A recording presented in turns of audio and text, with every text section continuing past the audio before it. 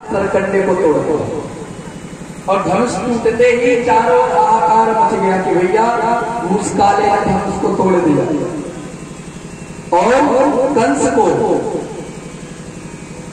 श्राप मिला था कि धनुष तो कोई तोड़ेगा ही नहीं, लेकिन जो तोड़ेगा वो तुझे छोड़ेगा ही, मार डालेगा।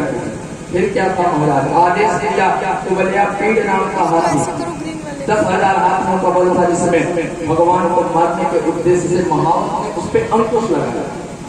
दाऊ भैया ने उसको पकड़ के उठा के पटका, हाथी का प्रारंभ हो गया महावत के साथ।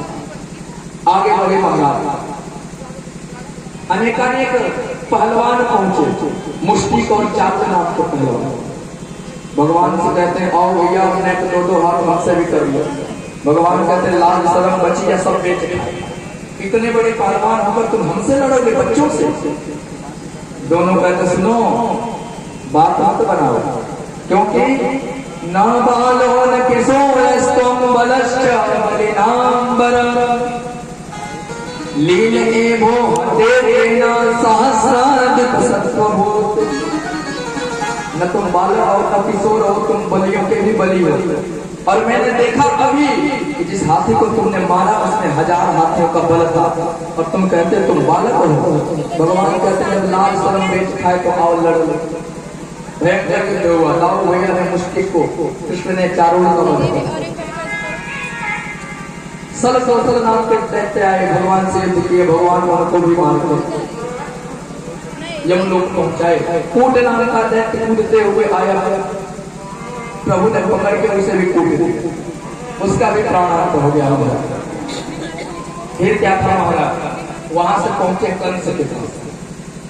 अब ये सब देखकर कंस को बड़ा क्रोध आ गया और चिल्लाने लगा, पकड़ लो इन दुष्ट बालकों को, मार डालो इन्हें, छोड़ना नहीं। और कहने लगा नंद को भी मारूंगा, यशोदा को मारूंगा, वसुदेव देवकी सबको मार डालूंगा, किसी को नहीं छोड़ूंगा। और जैसे ही मैया यशोदा का नाम कहूं सुने, आंखों से अश्रुपात होना प्रारंभ, और पहुंचे कंस के पास और उसके केसों को पकड़ लिया। और जब केसों को पकड़ा कहते मामा जी राम राम, और बताइए क्या हाल चाल है। कंस कहता बड़े उद्दंड बालक हो भाई, ये कैसा नाम है, मेरे केस पे छोड़ छोड़ा है, तुम्हें केस पकड़ने से दुखता है, दर्द होता है, पीड़ा होती है।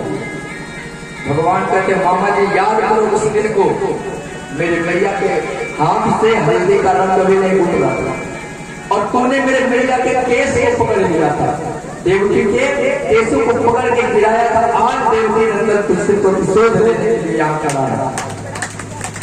फिर महाराज बड़ा ही भयंकर युद्ध हुआ। प्रभु ने कंस का उद्धार किया, कंस को मार दिया प्रभु ने। और जब कंस को मारा तो कंस की पत्नी अस्थि और कांति विलाप करने खूब रोने लगे। और जब भगवान इनको रोते हुए देखते हैं तो प्रभु ने भी रोना प्रारंभ कर दिया, अभिनय करने लगे, लगे रोने, आंसू गिरने लगे। और जब भगवान को रोते हुए देखती हैं तो अस्थि प्राप्ति आकर के कहती भैया कन्हैया तू क्यों रोता है। भगवान कहते देखो मामी जी, मुझे मामा जी को मारना पड़ा, मेरे मामा है खास मामा, इसका दुख है मुझे। दोनों कहते अरे महाराज, जो पापी है वो तो अपने पाप के कारण करेगा ही, इसमें तुम्हारा कोई दोष नहीं है। रोते हुए मामियों को चुप करा दिया प्रभु, खुद रो, सब शांत हो गए। नंद बाबा आकर कन्हैया को गले लगाते। नंद बाबा कहते अरे लाला, तेने इतने बड़े बड़े दैत्य को मार दिया, मेरी समझ में ना आवे। कन्हैया बोले बाबा मैंने एक और मोकू तो एक बंदर देखो, और वह बंदर ने सबको एक एक धमोकरा दिनों सब दारी के प्राणांत रह गए। बाबा बोले लाला कन्हैया अब बात मुझे याद आई, जब तुम्हारे से तो मैंने हनुमान जी को याद किया, क्योंकि वही पहलवान के देवता है, तो निश्चित ही हनुमान जी दिखे होंगे, वही पहलवान के देवता है। और